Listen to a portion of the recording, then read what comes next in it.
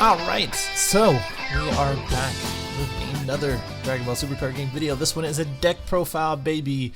And this is kind of a gift because as of this recording, as of today, probably going to be posting it today anyway, it's my birthday. So this is my gift to you in this reverse birthday sort of thing going on.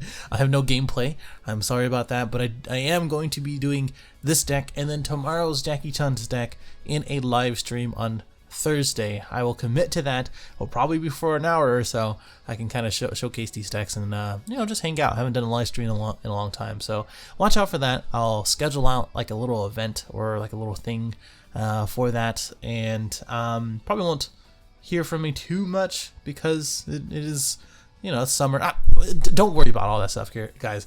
This is the new 13 engine, right? This is Android 13 with the Super 17 Super 17 leader. I call it Super 13. It's pretty clever. Not really. Let's get into the deck itself. It's pretty straightforward, I would say. And I really enjoy this deck. Like there's not something I don't like other than, it being a combo deck, it being something that you need in which like you need a few cards for it to actually work, right? And there are a number of things that kind of make this deck work hard. I don't know if it's is an auto lose for a lot of different things, right? But I think this beats a lot of different decks that like to establish a board or like to do nothing in the first 3 or 4 turns, which we have some decks that do that. Janemba, that brings me kind of to the point of Lord Slug versus this. What is better? I don't know. I don't think there is really a whole like definitive answer for that. I think what you need to consider is there are 2 different decks with the same sort of prerogative and as well as goal. They both want to do hand destruction, but one does it, this one that is, does it through field destruction and as well as through effects.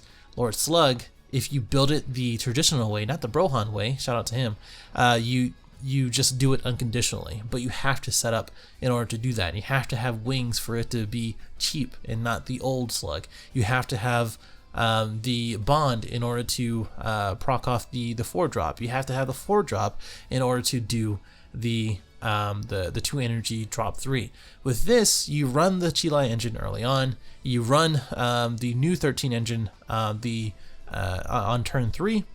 Use burst to get this guy out pretty quickly, and then you just handle them. Like there's not really much to say about it. Like this deck really does get out of hand, and literally out of hand, and it's really a lot of fun. So let's kind of talk through it. Let's go through all the cards. Most of these things are kind of self-explanatory, but like I said, you play the Chilai engine early on, you play the new 3-drop on the 3rd turn, and then everything else is pretty supplemental. So that way the Android 13, which I would like to call Super 13 now, is complemented, and you actually have all these other resources to do that, right? So Super 17. Why did I pick him over Android 13? Okay, so in testing in Android 13, he can definitely be stalled out and as well as not generate a hand early on, and as well as do more things, as in that is the game, that is the name of the game when playing this game. You want to do more things than the other opponent and do it effectively. That's literally what we want to do for anything, and then get into the win, get into your win con, right? Super 13 or the Android 13 leader kind of does that, but slowly. And yes, he does awaken at 6, but that doesn't give you the ability to use your super combos, which this one is very, very effective with the Android 13, which we'll get into. And then Paragus, which is probably the best super combo. You're not going to be able to actually use that. Yes, you do get two cards. Yes, you do get the flip side effect to draw and maybe get critical instead of a guaranteed critical over here. But you lose out on a lot of other things. And I've been stalled out so many times as Android 13, even putting in 4 Frieza and putting in like 3 Gohans, and I don't see them, and it just feels bad, man. So I don't want to do that. With Super 17, you burst out, you draw, and it kind of plays onto a lot of the different things that you want to do. So Again, burst 2, you draw. You flip 2 and you untap 2 instead of awaken and draw 2. That is very, very, very good when you want to extend your plays and as well as continue to do so. Shout out to Russell. I know my man loves this leader too, by the way, and it just looks amazing in the big leader form too, by the way, like the little frame. Anyway, the backside, again, sparking 5. You have the critical, you have the draw. Yes, shout out to Chuck, in which I did include a Scientist Fu. I reduced it from 2 to 1. You really only want to use Scientist Fu once during the game, and sometimes it's just for the draw, and the other times it's just to end games, in which you know they don't have a hand, they're at 2, in which you know they don't have a hand, they have 2 life, and you want to get some hand advantage, and as well as continue to do what you need to do and end the game. And with the burst 2, as long as you don't have this man in the drop, it's actually really good. Like, you just draw 2 and then you use your cheaper 1-drops or the super combos or counters in order to fill up the drop to get back to sparking 5. I haven't really had too much of a big deal for that. I even had a play, which I don't know whoever I played is watching this right now, in which I didn't have this guy in my hand, but I did have the 13 and as well as the other 13 in my hand. And I basically played out the Scientist Fu when I had exactly 7 in my drop, draw 2, had this guy in my hand, activate main, put in the drop, play this guy for 3, and then awakened right after that. It was just a really good play. I just had 4 energy. It just worked out. It was just really nice. So that's the main reason why Scientist Fu is here. I don't think really any other Overwhelm card really fits in this deck. I'm really trying to think, but I don't think so. Dr. Giroux's here because of the top 3 and looking for an android. We have a lot of different targets from the super combo, from the 13 and 14 and 15. I always get that wrong. The Android 16, the 13, and all of the other androids, the 13, 13, and as well as Super 17. So you have a lot of good targets. The main thing for Dr. Giroux, which I can understand if you take it out, sometimes it whiffs, sometimes it doesn't. It is a 1-drop that you can play on turn 1 other than Chilai. Everything else is play turn 2 or turn 3, or you set up for defense, or you swing and draw. So you really don't have too many other options when it comes to turn 1 plays. And when you want to set up and you don't like your hand, and if you want to get another android in your hand, it's really good. If you played 4 of these, you should play this at 4 instead of 3, and it's really not too bad. So 1 speedy surprise attack. I had this at 2 before. It's if your leader card is an android, you drop 1, you KO 3 or less. I think it's very situational. If we had a sideboard here, I would probably put 1 or 2 more in the sideboard, because when you think about it, we have a huge plethora. So we have 1 speedy surprise attack that covers all 3 drops without barrier, and then 4 shocking death ball, which is better for this deck due to the burst and sparking, and as well as just covering so many targets. But I mean, we do have a lot of different targets, from the black cards here into the blue cards, from I guess the free Hans and stuff. I don't think anybody's playing Boo Han or anything like that. The Vegito is a very good target for that, and the World Martial Arts stuff is coming out. These guys are very good targets for that. Anything Kid Goku related, very good target for that as well. So you can kind of see where I was going with when thinking about that. And I don't know if there's any really good green targets, honestly, but I mean, it's doable, but it covers more ground is what I'm going for.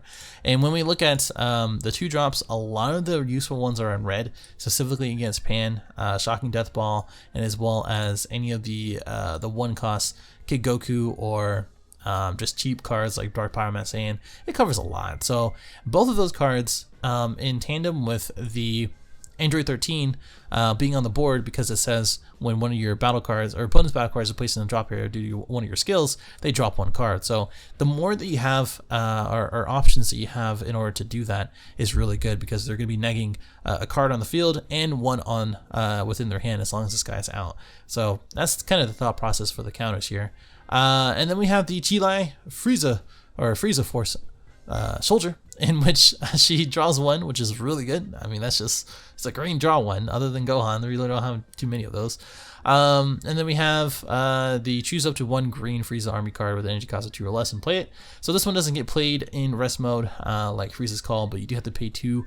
This doesn't have a once per turn, so you can do this as many times as you want, just like the 13. The 2 targets for that is going to be Limo and as well as Chilai. Both of these cards are very effective when the 13 is out, because what happens is that, again, because it's a choose 1 into the drop area, Android 13 has to proc off if it's a battle card. So if you do this twice and there's 2 battle cards, that is what, 4 cards out of their hand. You just multiply it. That's only if they play they drop one, and it becomes a mind game in which, you know, do they want to drop a battle card if this guy is out, or do they want to drop an extra card like a counter or something like that? So if you know that they have if they drop an extra card like a counter, then that's one less counter they have to work with, and also you know that they have a battle card that they want to play. So if they're playing Hana Mastery and they're going to be playing Hana Mastery the next turn, and they drop off an extra card instead of a battle card, and they only have like 5 cards in hand, then you can probably think that, you know, hey, they're probably going to be swapping pretty soon, or playing Path of Greatness or whatever into the next play, and that will give you the incentive to have a preemptive strike in your hand to make sure that you preemptive strike the next turn, and make sure that you're not wasting it on another card, etc. Right? It's just those type of things that are kind of cool. And then Chilai is really cool because what happens is that, again, these are the interactions that you really want to have, in which Android 13's on the field. You have Chilai, and let's say it's their turn. You use Shocking Death Ball or CD Surprise Attack, and you KO their battle card. So let's say it's a Kid Goku, right? KO their Kid Goku. This procs off. They drop one. And well, first, okay, let's do this again. So you KO the Kid Goku. There's one. This is one effect. They now have to drop one for that one effect from their hand. Then, because they dropped one, or they got KO, that is, they have to drop another one from their hand. And then, if that's a battle card, they have to then drop another one from their hand. So we have 1 card from the field, 1 card from their hand, guaranteed. 1 card from their hand, again, and then 1 card from their hand, again, if that's a battle card. So it's really, really cool if you get those types of interactions. And even against Kid Goku, which I keep referencing because hand destruction is very weak against Kid Goku because of how much advantage they have, this becomes a lot more doable when you understand that matchup. So that's really cool. So that's the Chila engine. Very... I can't even do it. I can't even do that. I can't even do the sound. Preemptive Strike covers a lot, like a lot of cool things. The only thing that really beats it is minus Killy Zone, which I don't know why anybody plays red or yellow or any big monsters without minus Killy Zone. With this out, and as well as Crusher Ball still kind of active in a lot of sideboards, and I think this is very good against any chain attack, anything that plays out more things or something more effective. So I would highly recommend to keep that in your deck if you're going to be playing this one. So the thing about this card, so this is Activate Main. You place it in the drop area, and then your Android 13 leader, if it is a leader, you draw one. It's cool. If you play the 13 leader and you kind of cycle through. So this one says 14 and 15 for the character right here. So it counts as 14 and 15, but the card here says choose 1, 14, and 15 card. So it doesn't say choose one of each, it says choose one. So you have to have this. This is why you don't play the 14 and 15 other cards. And if you do use those, and you use the other engine, which you place one underneath, the 4-drop, I do believe, you can pay 1 green. You can do that, but you have to have 2 of these because it has the 14 and 15 character type, but it's only 1 card. So since the other card has choose each, you have to have 2 of them because it counts as the 2 character types. Otherwise, you have to use other battle cards that have 14 and 15, if that makes sense. But for this one, you have to use this one, which is why Burst is good. If you don't see it in your hand, it's a -1 no matter what, or you have to combo it out. Because you don't get that draw. So that's a huge thing to watch out for, etc. Android 16 is really cool because you get to restand after they KO something. So Revenge Blocker, if they attack anything with their battle cards, you just revenge block. You use a 16 if this guy is on the board to drop another card, and then now he's a 25k. Obviously they're probably not going to combo over that. They get KO'd, they have to drop another card after that. If they drop one from the 16, it's a battle card, but they for sure have to drop another one from this one. He's just a really good addition for a lot of boss monsters that they don't have an answer to remove. The only thing that's annoying is that he doesn't have barrier, and he's a 3 or less, which he can easily be tapped or removed, so that's kind of stupid, but oh well, he's really good. Enter 13 is good because when you do have it on the board, he's just like activate main. You KO something, they drop one. So every single card, just like the Super 17, there's a window in which something happens. So as soon as they KO a battle card, this procs off. As soon as they drop a card from their hand, it's a battle card, this procs off. So you have to kind of go back and forth. And I do not think I'm wrong on that. Usually I ask people if I'm wrong, but I'm very certain that if they are very different cards out of their hand and battlefield, then they have to drop one each and every time this auto procs off, because it's when they place one from any area. So there you go. Very cool. No once per turn. It's very effective. Super Saiyan God Vegeta, very cool. You take KO 2 or less, sparking 3. It's perfect for Super 17. You play 3 of them because of Kid Goku. It removes a lot of those things too, and it's just more supplement to the Android 13.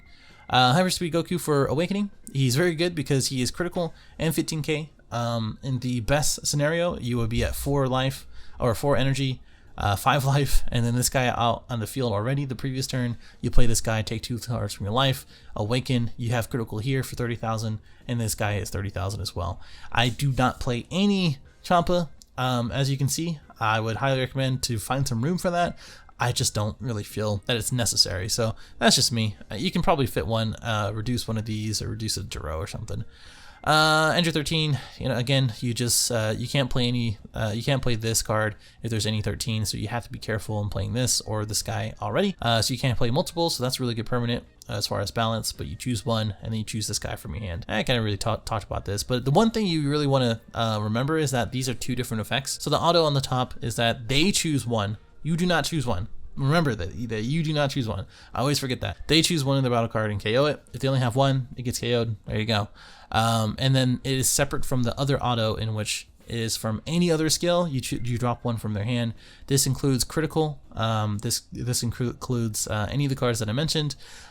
This includes all this other stuff, and it also includes outside of this auto. So the top auto would proc off. They KO one, and then they have to drop one because of the bottom auto. So there you go. And then Super 17 is just there as a no negate that is drop 2. This has been a pretty recent addition that I didn't have before, but he is a very good game ender, because if you have this guy out and then they drop 2 battle cards, then they have to drop 2 cards from there. I'm okay with being wrong in this one. This one's a little bit weird as far as the wording goes, so but I'm pretty sure each battle card it procs off for this. So there you go. Overall, very fun, very effective. I think it's going to be one of the most oppressive decks or engines that is which if they don't have answers to spot removal in Android 13, they're gonna have a really bad time. And with control decks, and as well as Janemba being afoot, which in Janemba you have to focus on having more Limos because they don't really play battle cards. You just play this girl, you get out the 13, you get out this guy as multiple times as you can, and then you use Enter 16, and then you use this guy as well to unconditionally make them drop cards. So there's a lot of different things that you can do against Janemba in this deck, but overall it's very fun, very good.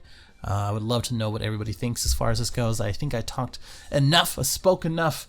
I'm gonna go enjoy my birthday. I will see you guys in the next one. Like, subscribe, all that other jazz.